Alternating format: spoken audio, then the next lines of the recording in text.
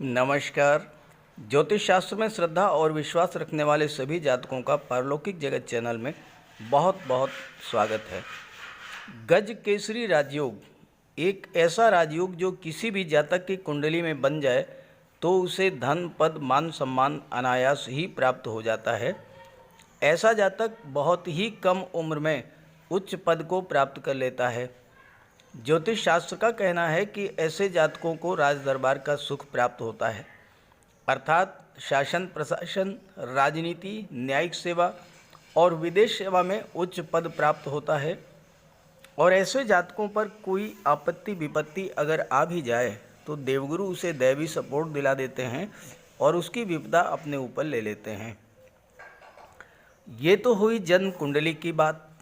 गोचर में हर व्यक्ति की कुंडली में ये राजयोग हर माह अलग अलग डेट्स पर बनता है, लेकिन हमें इसकी जानकारी नहीं होती, इसलिए हम इसका लाभ नहीं ले पाते।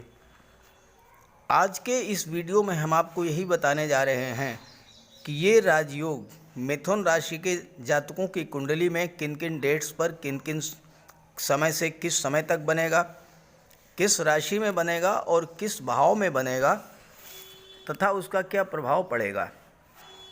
गज केसरी राजयोग इतना श्रेष्ठ राजयोग है कि इस राजयोग के बनने पर किसी भी शुभ कार्य की शुरुआत की जाए तो वह कार्य सिद्ध होता है और बिना किसी विघ्न बाधा के पूर्णता को प्राप्त होता है।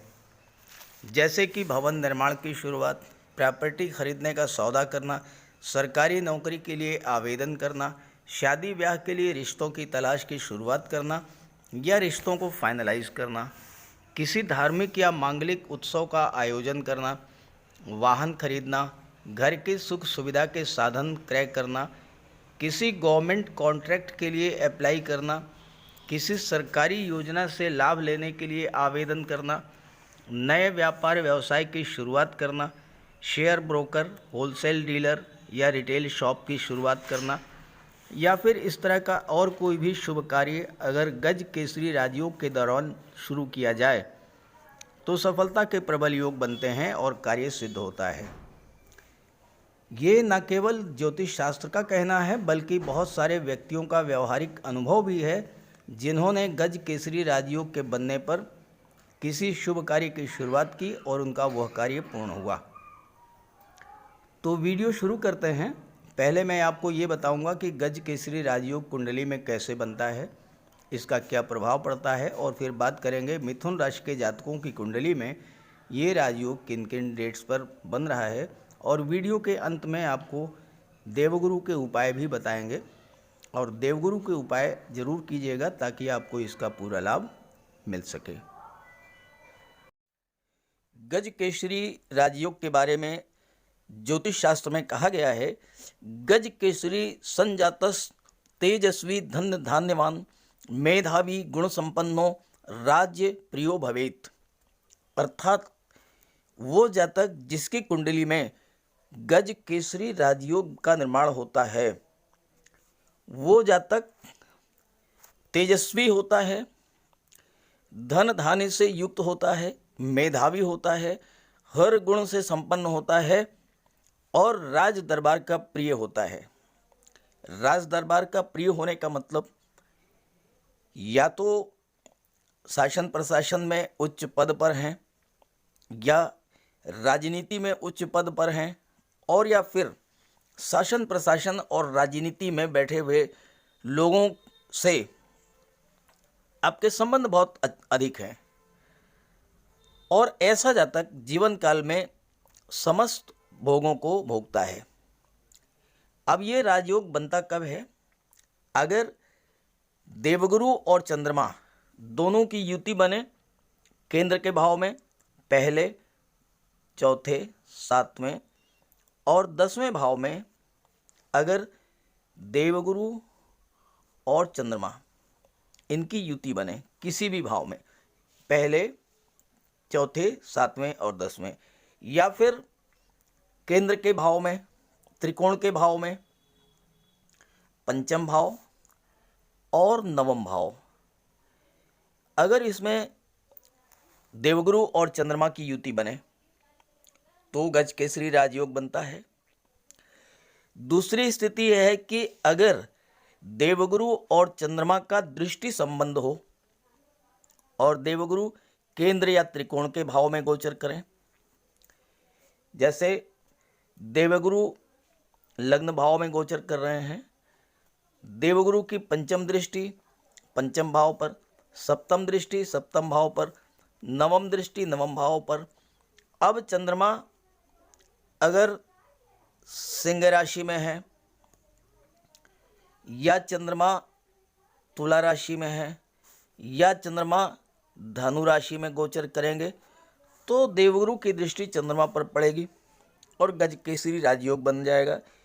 ठीक है, ऐसे ही चतुर्थ सप्तम दशम और त्रिकोण के भाव में देवगुरु के स्थित होने पर गज केसरी राजयोग बनता है। और गज केसरी राजयोग केवल चंद्रमा और देवगुरु से ही नहीं बनता, शुक्र से भी बनता है और बुध से भी बनता है। ज्योतिष शास्त्र में कहा है केंद्र स्थिते देवगुरु मृगाकांद योगस्थ हाहुर्गज केसरी इति दृष्टे सितारिये इंदु सतह शशांके नीचा अस्तहीने गज केसरी स्यात्। अर्थात चंद्रमा से केंद्र में गुरु स्थित हों या चंद्रमा पर शुक्र गुरु या बुध की दृष्टि पड़े और देखने वाले ग्रह नीच अथवा अस्त ना हो तो वह उस स्थिति में भी गज केसरी राजयोग का निर्माण होता है। और ऐसा जातक जिसकी कुंडली में ये राजयोग बन जाता है वो सिंह की तरह साहसी होता है। केसरी का मतलब होता है सिंह, तो वह जातक सिंह की तरह साहसी होता है, शत्रुओं का दमन करने वाला होता है, शानो शौकत वाला, विलासी, दीर्घायु, तीव्र बुद्धि वाला और महान यश प्राप्त करने वाला होता है, तेजस्वी होता है, धन धान युक्त होता है, मेधावी और गुणवान होता है और राज दरबार का प्रिय होता है। तो ये है मिथुन राशि के जातकों की कुंडली। देवगुरु का गोचर आपके कुंडली के दशम भाव में है। दशम भाव जहाँ से आपके जॉब, कैरियर और प्रोफेशन का विचार किया जाता है और इस भाव में देवगुरु का गोचर हो रहा है। देवगुरु स्वराशि में हैं और यहाँ पर हंस महापुरुष राजयोग भी बना रहे हैं। दशम भाव में हंस महापुरुष राजयोग का बनना कार्यक्षेत्र के लिए बहुत ही लाभप्रद स्थितियाँ लेकर के आ रहा है। और 3 जून 2022 12:20 पर बाद दोपहर 12:20 PM चंद्रमा का गोचर कर्क राशि में होगा और चंद्रमा आपकी कुंडली के धन भाव में गोचर करेंगे। देवगुरु की दृष्टि चंद्रमा पर पड़ेगी और गज केसरी राजयोग बन गया। अब यहाँ पर देखिए कितनी बेहतर स्थिति है। कर्क राशि देवगुरु की उच्च की राशि होती है और कर्क राशि चंद्रमा की राशि है। कर्क राशि के स्वामी चंद्रमा हैं, तो बहुत ही श्रेष्ठ गज केसरी राजयोग बनेगा आपकी कुंडली के धन भाव में। द्वितीय भाव से धन के संचय और निवेश का विचार किया जाता है, परिवार और वाणी का विचार किया जाता है। देवगुरु धन के कारक हैं, ज्ञान बुद्धि विवेक के कारक हैं और चंद्रमा हमारा मन है। चंद्रमा पर देवगुरु की दृष्टि पड़ने से आपका मन धन संचय की ओर प्रवृत्त होगा। आप अनावश्यक खर्चों में कटौती करेंगे और धन का संचय करेंगे। निवेश के लिए ये समय अब अत्यंत उपयुक्त है। इस राजयोग के बनने पर आप किसी निवेश की शुरुआत कर सकते हैं, किसी प्रॉपर्टी का सौदा कर सकते हैं, महिलाएं अपने लिए ज्वेलरी खरीद सकती हैं या परिवार के सुख सुविधा के साधन खरीद सकते हैं। और चूंकि मंगल लाभ के भाव में बैठे हुए हैं जो भूमि भवन के कारक हैं, तो आप इस राजयोग के बनने पर कोई ज़मीन, प्लाट या मकान खरीदने की सोच रहे थे तो वह इच्छा भी आपकी पूरी होगी और आपका ये निवेश आपके लिए अत्यंत लाभदायी होगा। समझने की बात ये है कि ये राजयोग 3 जून से 12:20 से अगले 54 घंटे तक बनेगा।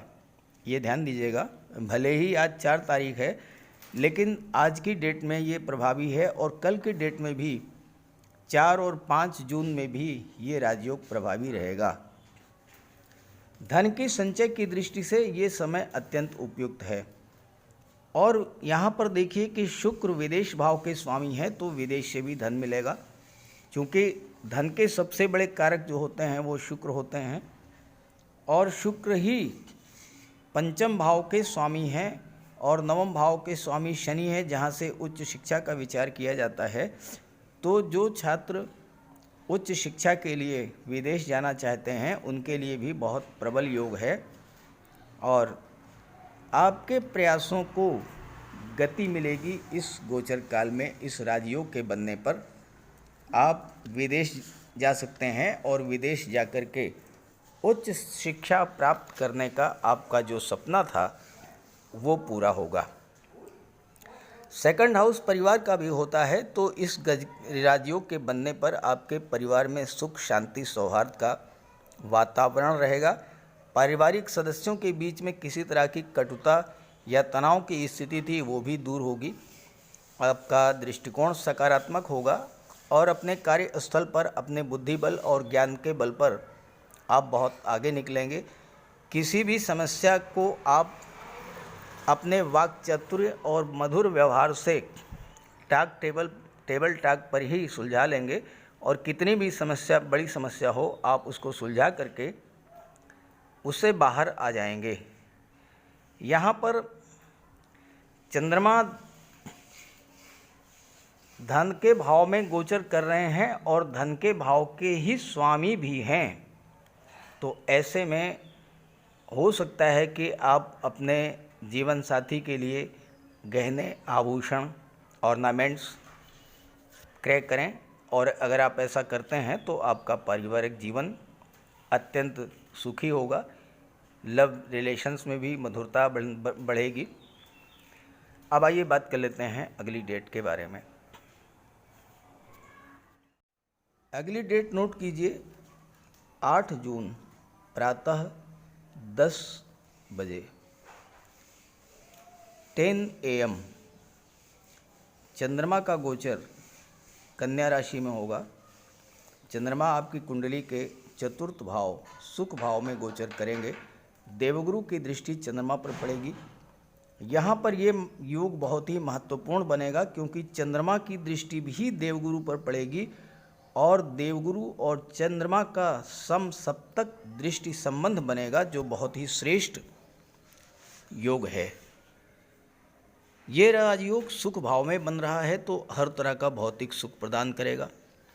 चंद्रमा हमारी इच्छाओं हमारी कामनाओं को रिप्रेजेंट करते हैं और अगर आप ऐसे में कोई प्रॉपर्टी ख़रीदने का मन बना रहे थे लेकिन बात नहीं बन रही थी, कोई प्लाट या कोई मकान खरीदना चाहते थे लेकिन सौदा नहीं हो पा रहा था, डील फाइनल नहीं हो पा रही थी, तो इस राजयोग के बनने पर आपकी वो मनोकामना पूरी होगी। आप वो प्रॉपर्टी खरीद लेंगे और उससे आपको लाभ होगा। मकान बनाने की शुरुआत कर सकते हैं, प्रॉपर्टी खरीदने या बेचने का सौदा कर सकते हैं, वाहन क्रय कर सकते हैं, कोई मांगलिक आयोजन आपके घर में हो सकता है और साथ ही साथ आपके पारिवारिक सदस्यों के बीच में चाचा ताऊ भाई बहन इनके बीच में किसी तरह का कोई तनाव है तो वो भी दूर करने का सबसे बेहतर समय है। सुखों से तात्पर्य केवल भौतिक नहीं बल्कि मानसिक सुखों से भी होता है। आपके पास करोड़ों की संपत्ति है, घर में सुख सुविधा के सभी साधन हैं, लेकिन मानसिक रूप से आप अशांत हैं तो ये सारे सुख सुविधाएं बेकार हैं। चंद्रमा आपके मन को स्थिरता देंगे, देवगुरु आपके ज्ञान बुद्धि विवेक को जागृत करेंगे और आप शांत मन से मिल बैठ करके पारिवारिक तनाव को दूर कर लेंगे। और ऐसे ही कार्यस्थल पर किसी प्रकार की कोई समस्या थी तो वो समस्या भी दूर होगी। किसी तरह की कोई शारीरिक समस्या रोग कष्ट था वो भी दूर होगा क्योंकि मंगल जो कि चंद्रमा के देवगुरु के मित्र हैं वो छठे भाव में गोचर कर रहे हैं। तो इस राजयोग के बनने पर कोई आपका पुराना कर्ज था, स्वास्थ्य संबंधी कोई पुरानी समस्या थी, वह भी दूर होगी। ये राजयोग न केवल भौतिक सुख प्रदान करेगा बल्कि आपको मानसिक रूप से भी सुखी और संतुष्ट रखेगा। पारिवारिक विवाद था वो समाप्त होगा और सुख शांति सौहार्द का वातावरण बनेगा। माता का स्वास्थ्य भी अच्छा रहेगा और माता का स्नेह भी प्राप्त होगा। चंद्रमा की दृष्टि दशम भाव पर पड़ रही है और दशम भाव के स्वामी स्वयं देवगुरु है, तो कार्य क्षेत्र में उन्नति होगी, व्यापार में वृद्धि होगी, नौकरी में पदोन्नति हो सकती है। खास करके अगर आप शासन प्रशासन, सरकारी नौकरी, विदेश सेवा, न्यायिक सेवा से जुड़े हुए हैं, राजनीति, धर्म, अध्यात्म, फाइनेंस सेक्टर, एजुकेशन सेक्टर और बैंकिंग सेक्टर से जुड़े हुए हैं, तो भी ये राजयोग आपको अत्यंत लाभ देने वाला होगा। अगली डेट नोट कीजिए, 12 जून शाम 6:33 6:33 PM चंद्रमा का गोचर कुंडली के छठे भाव में होगा और देवगुरु की दृष्टि चंद्रमा पर पड़ेगी। गज केसरी राजयोग बनेगा। हालांकि छठे भाव में गज केसरी राजयोग बनने पर इसके प्रभाव में थोड़ी कमी आएगी, लेकिन छठे भाव की समस्याओं से आपको मुक्ति दिलाने वाला योग होगा। ये जैसे कोई पुराना कर्ज है आपका, या कोई गवर्नमेंट ड्यूज है, बिजली का बिल है, वाटर टैक्स है, हाउस टैक्स है, एग्रीकल्चर लोन है, या इस तरह का कोई, तो ऐसी कोई व्यवस्था बन जाएगी जिससे कि आपका कर्ज उतर जाए। हो सकता है गवर्नमेंट की तरफ से कोई OTS स्कीम, एक मुश्त समाधान योजना आरंभ कर दी जाए, या धन का कोई और साधन मिल जाए। चूँकि मंगल लाभ के भाव के स्वामी भी हैं और छठे भाव के स्वामी भी हैं, तो मंगल के प्रभाव से आपको धन की प्राप्ति भी होगी और आपका कर्ज भी उतर जाएगा। और मंगल देवगुरु के परम मित्र हैं। ऐसे में अगर कोई पुरानी शत्रुता थी तो उसे भी आप मिल बैठ करके शांतिपूर्वक सॉल्व कर लेंगे। किसी तरह का कोई कोर्ट कचहरी का मुकदमा था, उसमें भी आपको विजयश्री हासिल हो सकती है। ननिहाल पक्ष से आपको बहुत बड़ा सपोर्ट मिलेगा, धन की प्राप्ति हो सकती है, या फिर आपको व्यापार व्यवसाय में उनके साथ लाभ हो, या अचानक से कोई प्रॉपर्टी आपको मिल सकती है। छठे भाव में चंद्रमा का गोचर है और चंद्रमा की दृष्टि 12वें भाव पर पड़ रही है, जहाँ से धर्म, अध्यात्म और सत्कर्म का विचार किया जाता है।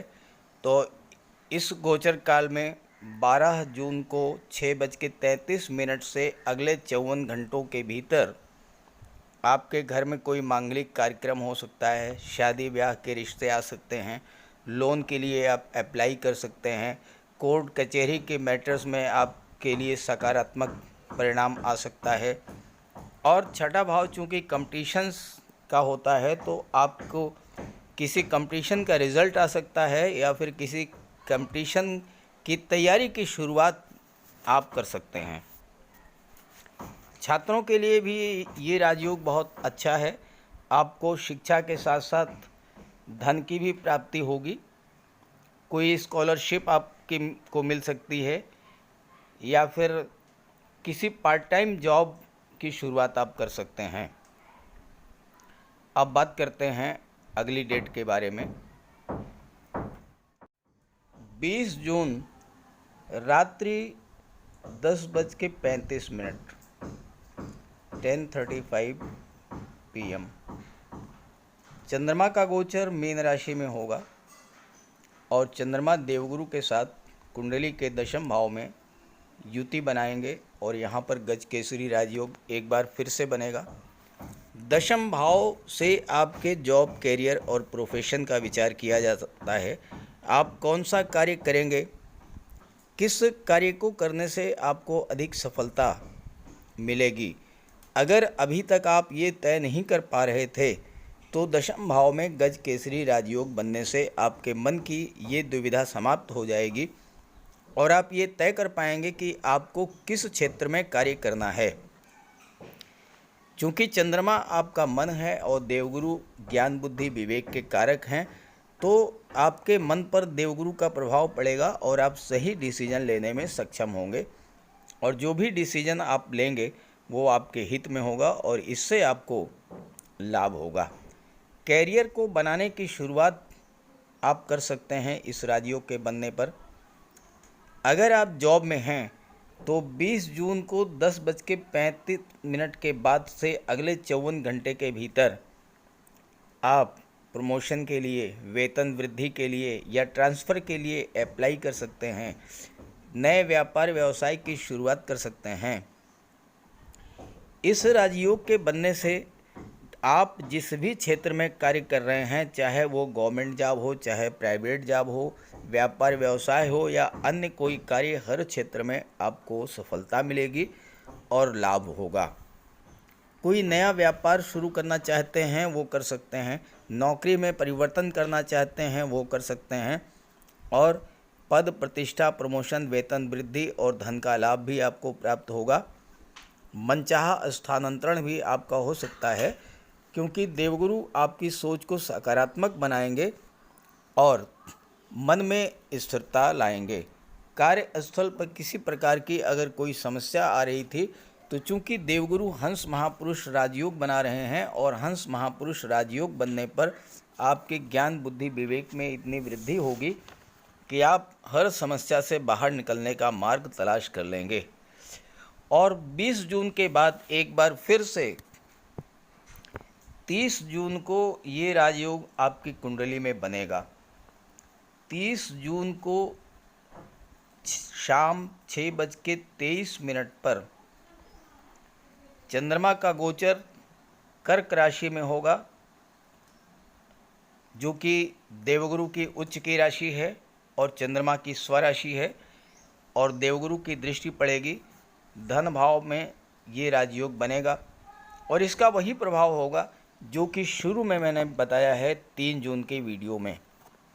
तो इस तरह से जून के महीने में 3 जून, 8 जून, 12 जून, 20 जून और 30 जून 5 डेट्स पर ये राजयोग आपकी कुंडली में बनेगा। आप कोई नई शुरुआत करके देखिए, बहुत अच्छा रिज़ल्ट आएगा और जब आपको रिज़ल्ट मिले, अच्छा रिज़ल्ट आए तो कमेंट करके ज़रूर बताइएगा ताकि आपके साथियों को, आपके मित्रों को भी इसका लाभ मिल सके। और साथ ही साथ देवगुरु का उपाय ज़रूर कीजिएगा, इससे आपको बहुत बड़ा लाभ मिलेगा। तो चलिए बात कर लेते हैं देवगुरु के उपायों के बारे में। कुंडली में देवगुरु बृहस्पति का बहुत ही महत्वपूर्ण स्थान है क्योंकि देवगुरु कुंडली के पंचम और नवम भाव के कारक होते हैं। पंचम भाव से संतान का विचार किया जाता है, शिक्षा का विचार किया जाता है और नवम भाव से भाग्य का विचार किया जाता है। गुरु ग्रह भाग्य के लिए जिम्मेदार माने जाते हैं और किसी भी कार्य की सफलता के लिए देवगुरु का मजबूत होना बहुत ज़रूरी है। जब कुंडली में देवगुरु मजबूत होते हैं तो भाग्य का साथ मिलता है, जिस काम में हाथ डालते हैं वो सफल होता है, विवाह समय से होता है, शिक्षा अच्छी मिलती है, गुरु की कृपा रहती है, धन की प्राप्ति होती है। तो देवगुरु के लिए कुछ उपाय बताने जा रहा हूँ, उपाय ज़रूर कीजिएगा। अगर आपकी जन्म कुंडली में गुरु कमज़ोर स्थिति में है तो आपको गुरुवार का व्रत करना चाहिए। स्नान करते समय जल में आधा चम्मच हल्दी डालकर स्नान करें। स्नान के बाद पीले रंग के वस्त्र धारण करें और साथ ही साथ केसर या हल्दी का तिलक लगाएं और गुरुवार के दिन भगवान विष्णु की उपासना करें। घर में केले का एक वृक्ष लगा लें, उसकी पूजा करें, उसकी सेवा करें। भोजन में चने के बेसन, चीनी और घी से बने लड्डू का सेवन करें और अपनी क्षमता के अनुसार पीले वस्त्र, हल्दी, शहद, धार्मिक पुस्तकें, इन सब का दान कर सकते हैं। अगर गुरु ग्रह कमज़ोर है तो पुखराज धारण करें, लेकिन इसके लिए किसी योग्य ज्योतिषी की सलाह ले लें। माता पिता, गुरु और बुज़ुर्गों का सम्मान करें, उनकी देखभाल करें और उनका आशीर्वाद प्राप्त करें। साफ सफाई रखें, गुरु की सेवा करें और दही और चावल गरीबों को खिलाएं। किसी गरीब को, किसी दिव्यांग व्यक्ति को भोजन कराएं। किसी वृद्धाश्रम में जाकर के वृद्धों के साथ कुछ समय बिताएं, उनकी समस्याओं को जानें समझें। कोई ज़रूरी नहीं है कि आप धन से ही सहायता करें, तन और मन से भी आप मदद कर सकते हैं दूसरों की, और ऐसा करने से देवगुरु अत्यंत प्रसन्न होते हैं। और जब देवगुरु बलवान होंगे तो आपको पूरा लाभ मिलेंगे। तो ये उपाय करके देखिएगा, लाभ होगा। कमेंट करके बताइएगा ताकि आपके साथियों को भी इसका लाभ मिल सके। नमस्कार।